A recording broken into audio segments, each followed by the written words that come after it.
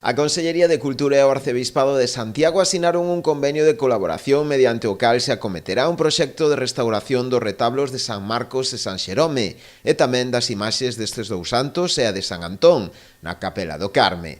Dende o Executivo muradán aplauden este acordo, que posibilitará a protección e conservación dun ben patrimonial na localidade. Que é unha boa nova, moi agradecidos á Consellería de Cultura, unha actuación que vai a rondar os 32.000 euros e que ten un prazo de execución de 3 meses.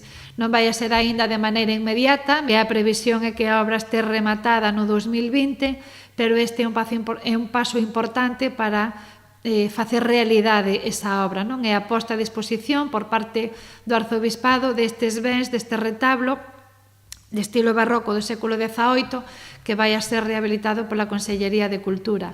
Así que queremos agradecer dende aquí a Consellería de Cultura este traballo, queremos agradecer ao Arzobispado que fixera as xestións necesarias para que a Consellería de Cultura o rehabilite e agardamos que en pouco tempo a cidadanía muradá poida disfrutar desta igrexa completamente rehabilitada. Trátase da segunda actuación que se realiza neste templo, que forma parte do Catálogo de Patrimonio Cultural de Galicia.